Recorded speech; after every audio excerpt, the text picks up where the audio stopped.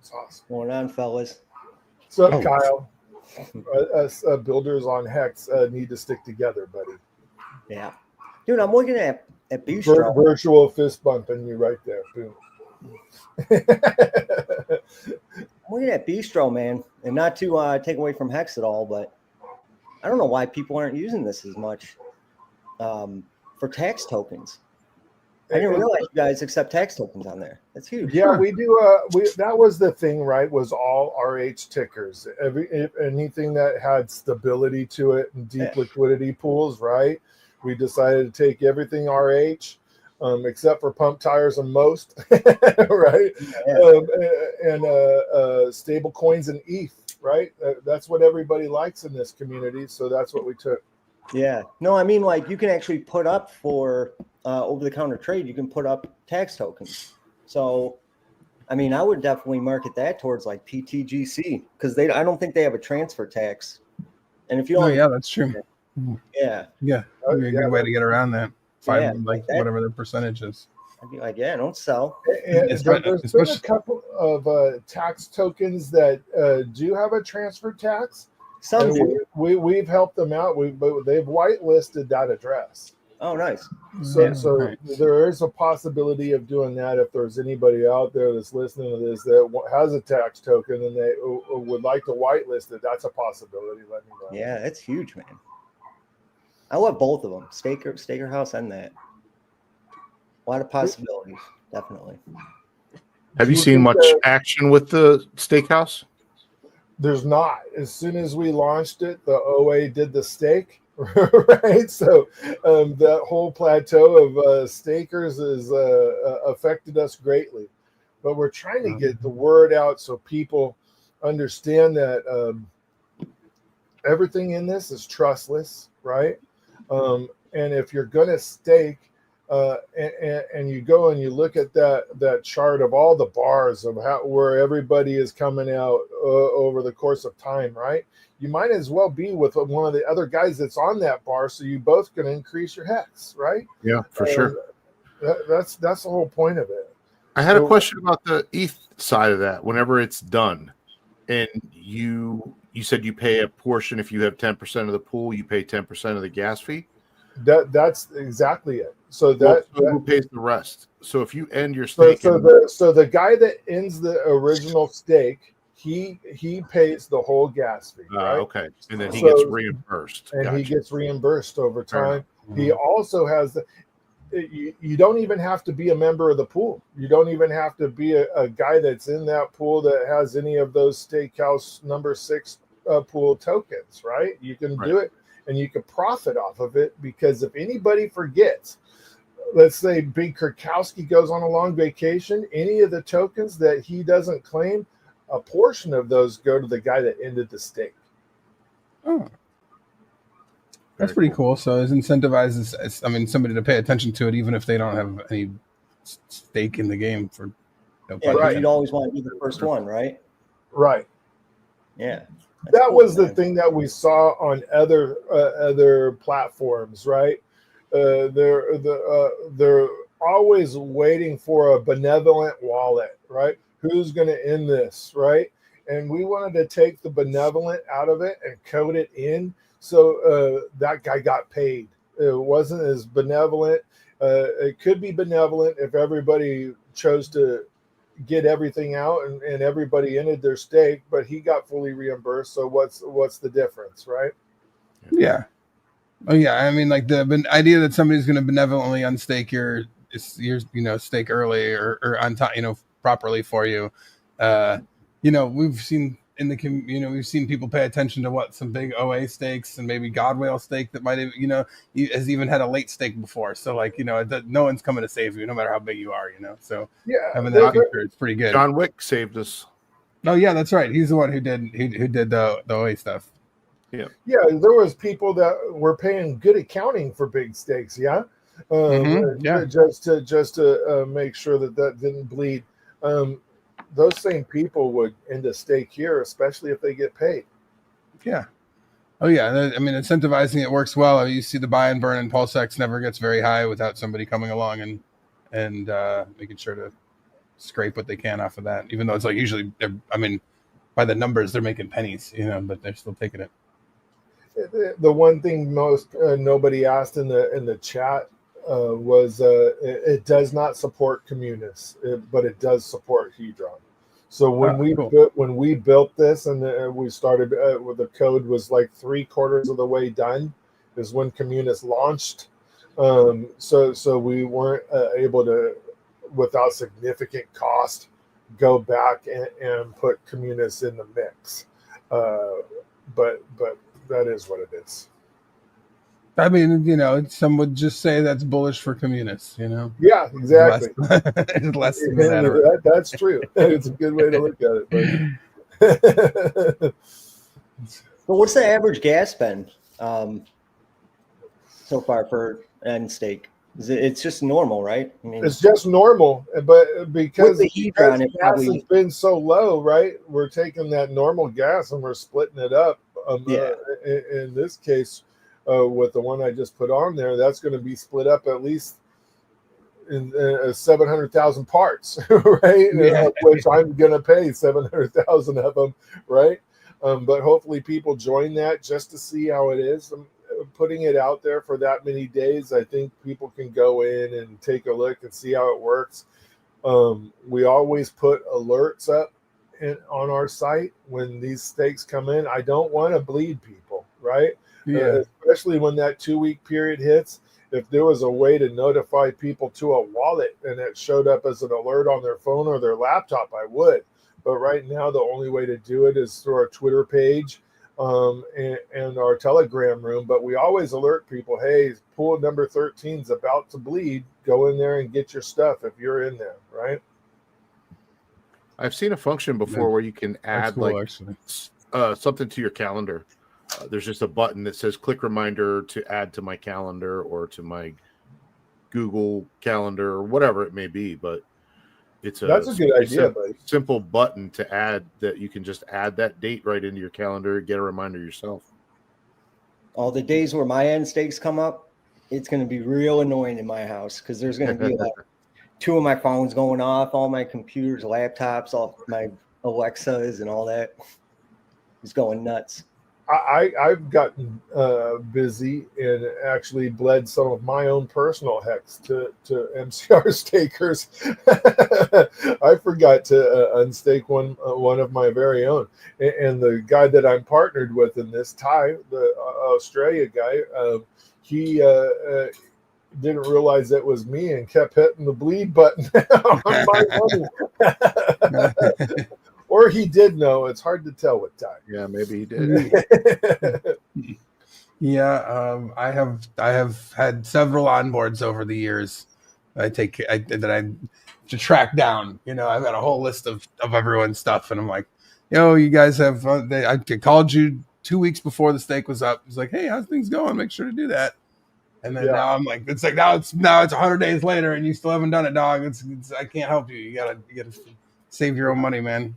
And like they used to be able to get account for other people, but I haven't in the past unless somebody else has a tool that they know of. But like another HEX and backup HEX and what was the other one too? There was one that was like a gangster themed one. They all none of them are working properly anymore, as far as I know, to like be able to good account somebody else's stakes for them. I don't know if there's somebody. If anybody knows, like this is in the chat, I'd give it out to the chat out there. I'd love to know of another tool that's public so I could you could unstake other people's stakes. I used to be able to do that. And not to bring up open old wounds, right? But everybody used to be glued to Staker app, right? Yeah, that was on your phone, and you were able to actually see when everything. So people were looking at that multiple times a day. So I think the good accounting function is probably a little more prevalent now than it used to be because people were glued to what it was doing prior. Yeah, for sure. You weren't going to miss it in those first couple of when Staker app was out. I mean those your morning dopamine was like just to refresh that shit and you feel okay. Well, don't forget HEX Scout has an app as well. Yeah, that's HEX Scout is probably my favorite currently. that does a great job at tracking that stuff. Yeah. For the phone, you want? Yeah. Yep. Yeah. It's in the App Store and the I think the Android Play Store. You can get them. Yeah, there's a bunch of. I mean, it's cool to see how many people are developing different things on Pulse. You know, like there's a lot of different wallet trackers, wallets trackers that are out.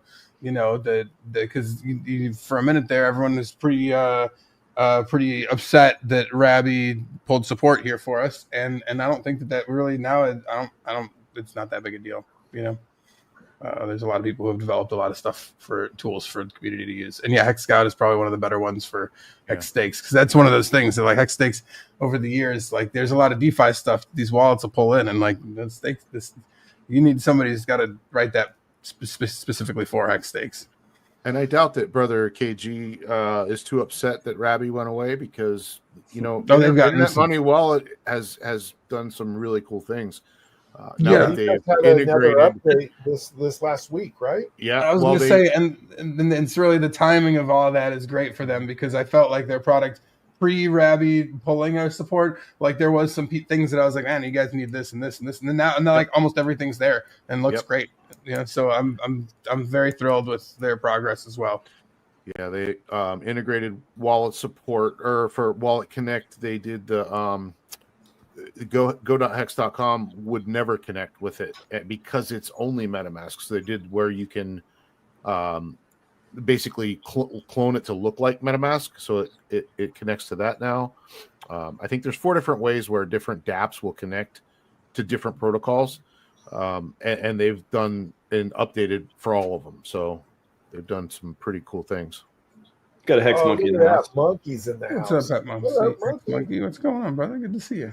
What up, gents? To answer the question that's in the chat, the honest question about and not FUD, the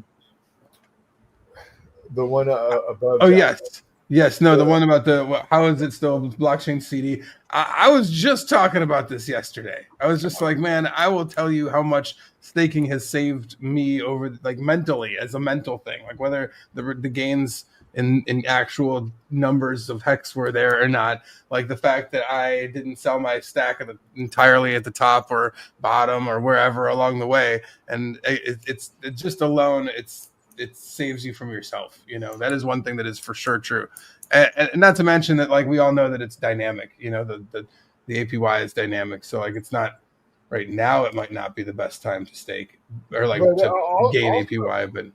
Also on that, you guys, and this isn't just to keep pumping stakehouse. If your average payout per T-share the other day was a little over 1 hex per T-share, right? And you maxed out the bigger paid better bonus of 10 times, right? So you would actually be getting 10 hex per T-share if you were to stake as a group. That is now over the 7 hex that we were receiving before. Well, you can also compare a bank CD, right? You're investing in the US dollar, which goes down in value all the time, whereas you're putting the same and getting about the same interest rate. If Hex never does anything as far as price goes, you're staying at a 4%, roughly 5%, but it has a much higher potential of price to go up. That's only for now. I mean, the OA has how many stakes? Like 10, 15 that are spread out. So once those stakes end, the APY will go back. It'll go up. I think nobody talks about that. I feel like I've been trying to talk about it a little bit more too on stream. Is those aren't forever. Like the APY is down now, but it's a ladder. It'll go off over time. So unless they restick. Made a list. But, yeah, I concur with a lot of what you guys are saying for that question. I don't think the value proposition for Hex has changed at all, and you guys just covered some of the reasons. But you said it as a variable. It's a variable rate CD with a lot of game theory, and then for a newbie, the question was about newbies. If it's a advanced kind of newbie, you can nerd out on the game theory with them. But you say, hey, imagine this is a foreign currency CD with a variable rate that, with the added factor that, okay, The OA just did what it did. It did a Federal Reserve type move to lower the rate, but that rate is going to start raising again because it always does based on the T-share. Yep. So, and you're left with price appreciation too. So back in the day, it was 1 hex per T-share per day, and then 2, 3, all the way up to 7. Now it's 1.5, and it's going to go up again. Even if those OA stakes didn't end, which they will, someone just pointed out, there's a ladder. If the newbie says, hey, I hear the rate sucks now, you say that's just the current state as of today, but it over the long haul, it goes up and down. It's a good point. Also, that same game theory was applied to PulseX as well, right? So the bringing those APRs back to life could be part of a marketing plan. We don't know what's happening there. I think it could be. I think it could be part of the marketing plan 100%. Yep. Plus, I'm going to chime in on what Big K said. I for sure would have wrecked myself if I wasn't staked. Like, absolutely no doubt. I'm a terrible trader, terrible short-term doer of anything. If my whole bag was liquid, I would have either sold too early or dumped it all at the wrong time and been watching from the sidelines. Guaranteed. I like to do. Go ahead. I'd nail like one part of it. You sell the top, but then I'd end up buying back in way too early. There's no way that I would have nailed it perfectly all for the past 4 years. There's I've made enough small timey mistakes along the way to know that that ain't my game. So I'm thankful for hex staking. The system works great. If it wasn't, I'd say that just in the fact that you will care about this for longer than you thought you would when you make long stakes. I for sure didn't think that I'd be still live streaming 5 years later at a Hex Week conference. That was not my initial intention when I put together my staking ladder, but the life is long, and you'd be surprised at how much you care, when you put something out there for you. It really goes hand in hand with what I said earlier about the changing mentality about a lot of things. You take better care of yourself. You become a better person. You get healthier. There's a lot of potential that can come out of it because you do want to be around. You want to be around the people that have also done the same thing. And it's fantastic. Here's a fun fact about the game theory. It's very popular now to say, why would I stake Cuatro Cinco? That's so silly. That's an obsolete idea. No, it isn't. Check it out. I took a break. Still doing it. I took a break from doing that for a long time, and then I started again. And here's why. Here's a fun fact. If you were to log in your wallet right now and create a Cuatro Cinco stake, as of right now, projected in the future, you get all the inflation. Because in the last 5 years, you're like it. You're the final one in line. So it's see who can last longer. It's another I think Crispy Man's just doing Cuatro Cincos right now. Yeah, that's all I've been doing. That's all I've been doing too. One every month. I posted this question the other day: favorite hex strategy. What I've been talking about a lot lately is PLPL, which I think is maybe catching on at this point. Part liquid, part ladder. What do you guys think? How do you think about hex staking today? I still hear people making 5.555s all the time. It's we see it even bigger ones posted by Hexwell and all that on X. But how do you think about it today? What is the best strategy? Nothing wrong with part and part as long as you do it intelligently and it's not something retroactively. It would have been fun to have 5 or 10% of the bag liquid to play with, just not the whole bag.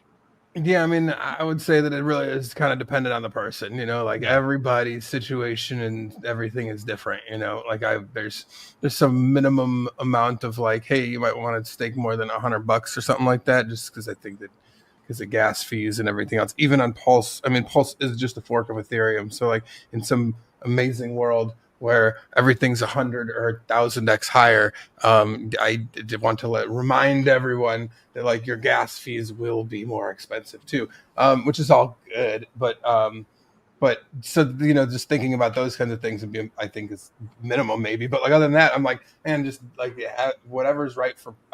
I'm always a fan of telling people, and crypto for me has been something that, like, in general, like participating is always better than not at whatever level you can, because you can the potential for airdrops and other tokens launching and giving them to you for free because you'd staked whatever. All that has been insanely profitable for the past 5 years. So like I highly like, please just stake something, do something, click a couple buttons at least. That poll that it was either Satima or the other guy that always puts alpha up. This is your last chance, final warning, right? I forget his name off the top of my head. He had an interesting poll out the other day that said, how many of you know what big payday is? And 40% of those people, over 40%, had no idea. They weren't here for big payday, right? So these conferences and the ladder discussions, part liquid, part ladder, the things that Kyle builds, the things that I build, and because HEX is out there for 15 years rolling, right? Every day, this is a 15-year freaking extended market. As far exactly until we stop, right? There's going to be guys like Kyle and I that are building stuff on HEX for the next 15 years. And there's guys with millions of dollars locked away, like people in the community with millions of dollars locked away for 15 years. There's no other crypto where the outcome of it. That there's going to be some guy still standing there, 10 years down the line, 15 years down the line. So it's just, yeah.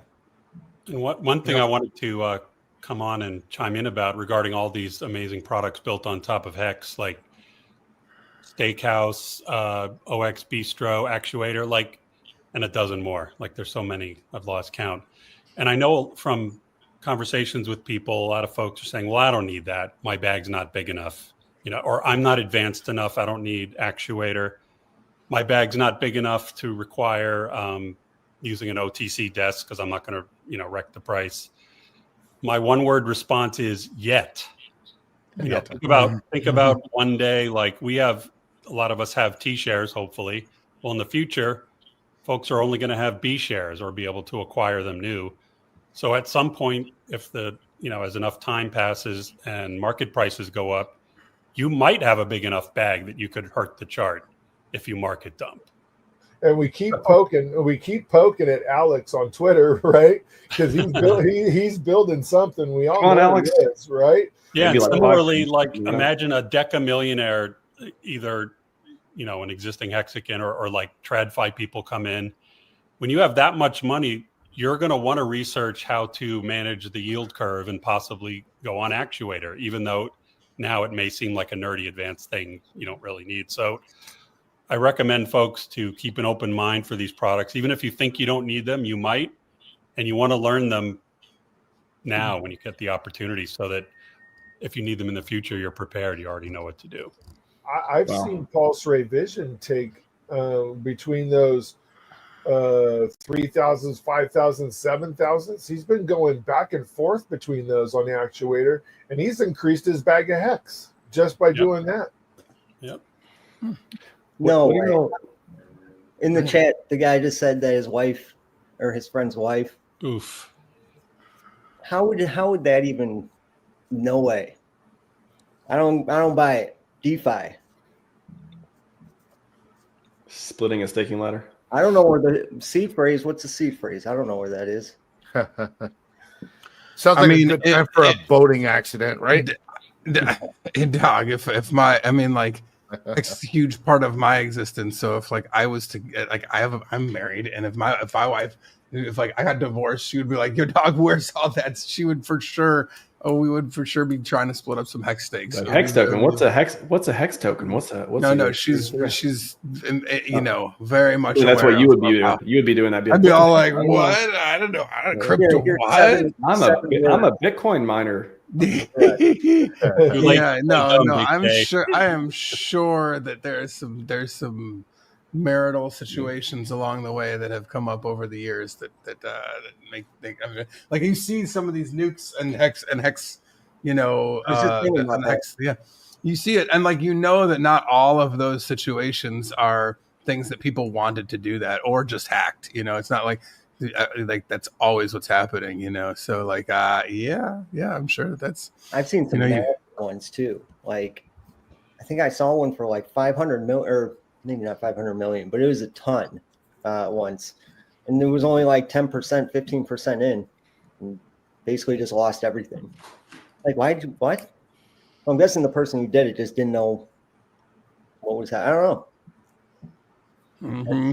And one of those other mysteries in Hex. No, that's the thing. There's a million different. I can remember postulating about all the different reasons why you might need to use a good accounting feature, all the reasons why all this stuff is built into there, or what, you know, like and everybody's situation is super different. So like I'm not, you know, like I always think it's wild when I see massive unstakes like that. But you know, I also like God knows what life situation they're it's in, emergency you know? and staking, and sometimes people have emergencies. Mm-hmm. Have you all seen this post by Johnny Chaos yet? Yeah, I saw it earlier. Yeah, that was a good one. Pretty good. He's so right. I want to get your all's reactions too. I think I asked this question a little bit early in the conference, but what will be your favorite gatekeeping that will stop gatekeeping, you know, once we explode? Like what is the thing you're like, man, it just, you know, are we going to get rebanked? Shut up, debank. You know, CoinMarketCap's going to properly rank us, like all the different stuff, influence stock. Like what will be, you know, your favorite thing that'll happen? You'll be like, yeah, that's cool. I think influencers showing respect would be the biggest one for me. Like I could care less about the centralized exchanges personally, but I think if even a small or even of a large minority, I don't know, 20, 30, 40% of the haters in the influencer world just realized they were wrong and started shouting us out, that would be a nice gate to fall down. I won't hold my breath. Yeah, you know, and I mean, like I said, every time we get somebody else who decides to say nice things about Hex who didn't before, I'm like, come on in, brother. Like, you know, like I don't care who it is. I don't care. Like I said last night or whatever, if it's Tone Vase and he's like, I like Hex now, I'd be like, sick dog. It's fucking rat. Come on, stream, and bro. It is possible to change your mind. Hell, Big K's an example. He confessed, yeah, this jerk Richard Hart, and then you studied more. Couldn't stand Richard. Straight up blocked him. Straight up was like, fuck this guy. You know, that was how I started. Like he was arguing with Roger Ver, who I respected greatly, and I thought he was so wrong, and not only wrong but annoying and stupid. And so, like, I chose to block him and fucking paid dearly. Like, I could, like, if you see my, like, the hitting the block button, if they could, like, do, like, a meme where it was like, and here's his portfolio. And it was just like, all the way until I, like, you know, had to come out of my echo chamber and unblocked a bunch of people. But, like, he was one of them. And it was pretty eye-opening to be like, this loudmouth asshole is pretty right. He's really annoying. And by the way, even if none of these gates fall, not to derail your question, Max, it doesn't matter. We'll succeed anyway, just like we did, you know, the last major bull run. Like, yeah, I mean that's one of those things about like crypto in general. Yeah, like I mean that's how this worked to start in crypto. Like the whole point of crypto in general was like, we don't need all that other shit. Like we'll create a competing, you know, parallel existence. You know, like here's a financial system. It's just like that over there, just our own. You know, and that was basically the idea. You know, so like going from that to like, that's why I felt similar here. We haven't needed centralized exchanges. I mean, it'd be nice. All that would be nice. I'd love for cool influencers to say nice things about us. That'd be super sick, you know. But like, we haven't needed that stuff. It would just be added bonus. Kind of trickling in, right, into our and it's nice. Each little one we get, you know, and like some of them, like homeboy, the concrete dude, Tiger King crypto. Dude, he's great because he was like the biggest hater. He was like ready to like go open season on hexicans out there. It was, you know, and then for him to change his game is fantastic, you know. And like I said, I every one of them that decides to buy and ride it up with us is much appreciated and welcome with open arms always. Well, how many years do you think it takes for them to really realize that, all right, it's not a scam, it's not going away? These loudmouth, obnoxious hexicans are still here. At what point? How many years do you think really takes for them? 3? 2 cycles. Two cycles sounds about good. I mean, a lot of people took a long time to learn with Bitcoin. I've just seen day in and day out, you just see a coin just go up, down, done, up, down, done, up, down, done, or coins that you've bought that you've lost the keys to or whatever it may be, and you sold right away. And then like that, and when I came across HEX, I was just like, my God, this is what I was looking for. This is what I've been looking for the past like 2 years. Just something straight, honest, no one can rug, nothing, you know, like there's the OA, that's it. I'm still trying to decide if the OA is a good feature or not. But at the end of the day, I know that all the whales could dump if they want. Price could go down crazy low. It's still going to go on. It's still going to work. You know. Well, so far the OA has been benevolent. I don't think they've made a bad move. I think they've saved things 3 times now. The inflation was out of control, and you had to slow it down. And what happens when inflation slows down? Well, it gets more scarce. We looked earlier, 93% state. 93%, yeah. There isn't much out there. Burn all the coins, bro. Burn all the coins. Teach us how benevolent. I would love if you put it in an automatic contract that would like somehow work along with various other factors to stake itself. So then you could kind of know what its thoughts were. You could kind of build around that, but either way, random's fun too, you know. And there's a lot of haters out there that, well, there's a lot of dumb haters. So setting them aside, there's a lot of really intelligent haters that, I mean, I can be bold and say if they just chilled out and calmed down and studied the truth for like one day, they could get it. Because all the things the haters say are so easily disproven if you just look. Well, I think it takes for granted the time that I got to spend in the early part of HEX and before HEX with like the you know, now as it is the access to Richard that was pretty easy. Like if there's a question that was answered in a Telegram room, you know, by him or by somebody, you know, very very quickly. And like if not, you could ask him straight up on the street, you know. So a lot of this stuff and like how these little intricacies that were like, you know, because there's a little bit, there's parts of it where like Richard, you know, he did it in the debate with Eric where he's just like, hey, you know what happens if somebody does this, you know what happens? And he's like, nope, I don't. And he's like, nah, I can't really. You don't get it? All right. Well, maybe later. Yeah. So say it anyway. All right. On to the next thing. And there's a lot of that stuff where like I took for granted him being like, hey, you ever hear De Beers? And like go into like a whole 20-minute rant about De Beers and how they've made diamonds as valuable as they are, you know? And then he's just like, wink, wink, nudge, nudge, you know, that's what we're doing here. You know, like that's part of the, you know, like, so all those reinforcements for me that I'm like, of course the OA is a fantastic feature. Of course, like I bought into all that stuff, you know, a long time ago and been reinforced by his like, hey, this does work and here's the reasons why. And like a bunch of times I disagreed and then was shown to be, I was like, oh, nope, he was right again. You know, I made it like, you know, there was a referral in the first year of HEX and I made a crap ton off of referrals by handing out, you know, a QR code referral link for you know, the whole first year. And like he said, hey, you can make a lot off of referrals. And I was straight up like, nah, Richard's crazy, whatever. Yeah, sure. But like him berating people in the chat room and being like, no, dog, you guys are not doing a great job with this referral link shit, you know, like got me to, all right, fine, I'll do it. Fine. And then when I've got, you know, millions of HEX later, I'm just like, oh shit. Man, I would have loved to have been here in the first. I got here a year after. That would have been nice to be in there when it first started. It taught me so much. Like I said, I wouldn't have had the marketing mindset that I have about how to like reach people if it wasn't for all of that time and like all that knowledge that I soaked in. You know, so like now I look at all these features working as intended, cutting the APY. And these are things that we sat around and postulated about for that we'd be on stream talking about it. Like, man, what would happen if the inflation runs away too much, or what happens if we're in an extended bear market, or what happens if this or that, like lots of different scenarios posed and what could possibly happen. And it's super interesting and cool to see it actually playing out and to our benefit, to the system's benefit.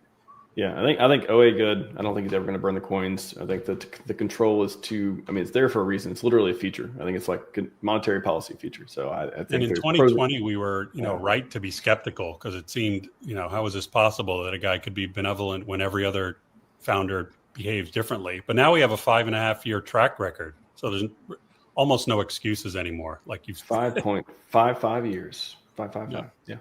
And there's how many projects built on it. There's how many people still supporting it.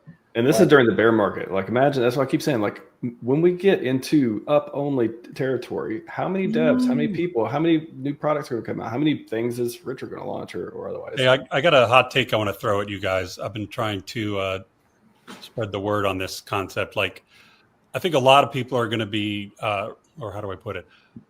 A lot of people in the community, maybe even the majority, are like, I can't wait for Richard to come back and stream all the time and rub it in faces and claim glory.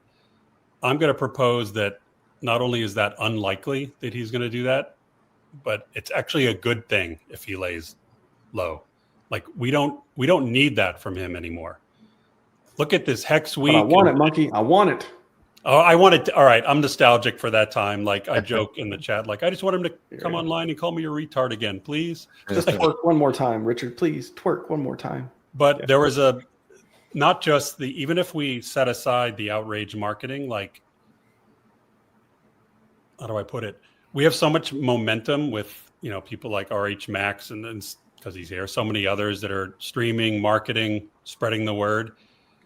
If Richard comes back and starts doing it, like, we'd be tempted to more rest on our laurels and, put all our eggs in that basket again. Like, we got to keep this momentum going. We don't need him to do that stuff. We don't need him to stream all the time.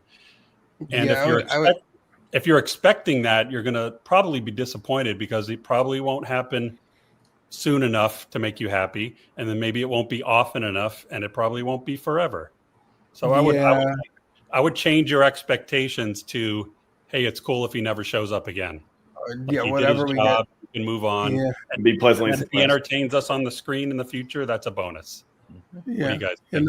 that's. I mean, there's a lot of me that, while I want I want him to come back to do a bunch of live streams and everything that I had before. I just want that again. Like, I've lived life long enough to know that usually awesome, cool stuff like that doesn't like, if it does happen again, it's different in some way, or it's, it comes at you from a slightly changed angle. He's going to do interviews to bigger names, or, more traditional media, type interviews, and then you'll get a lot less opportunity to interact, and ask questions or whatever, like, there's going to, whatever we get, it's going to be different, and you're right. I think that we'll be okay without it. So no marshmallow coat with moon boots. I think we got that. That was like that was all part of it in the moment, but got that out of the way.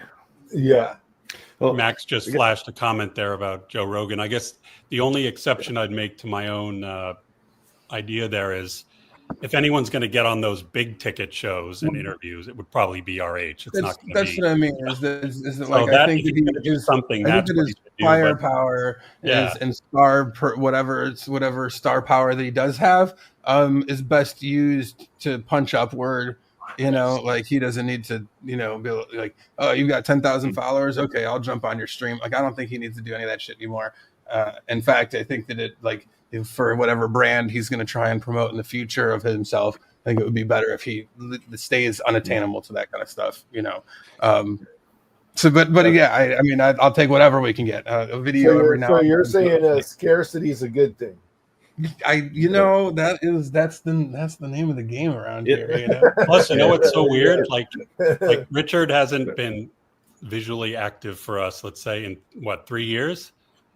And yet I see him more than ever. We got people clipping things and making AI and making songs, and he's got a treasure trove of alpha for us that we can, hexsearch.io, we can, even if he never comes on a live stream again, we can still tap into everything that, that he is. So let's get a konnichiwa for that one. Konnichiwa!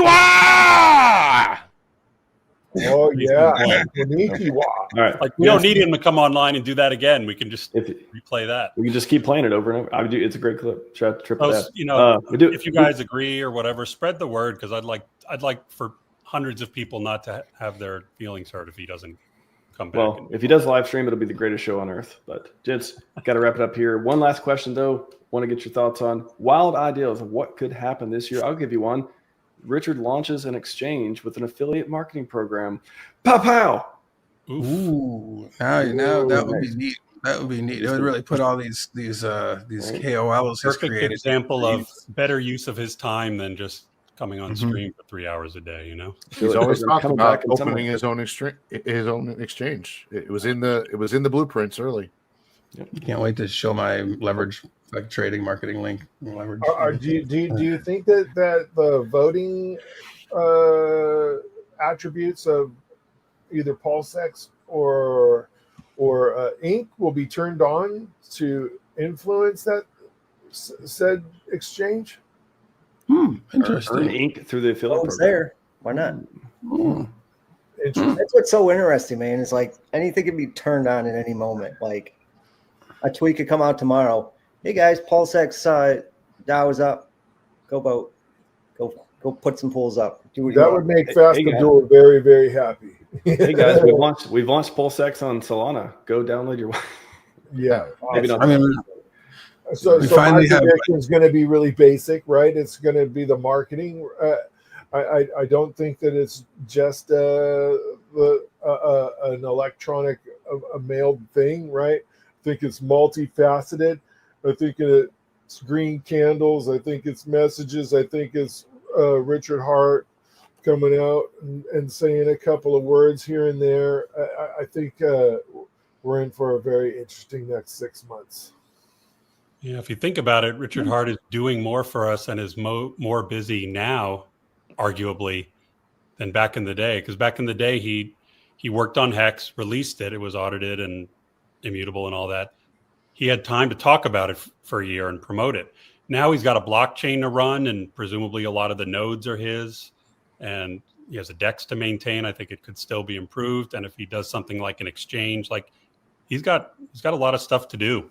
Like a lot of money to capital to deploy. Remember him talking about he has a capital deploy problem, not a capital issue, a deploying of it. So even outside of anything that we could ever see on the blockchain, he's pretty good.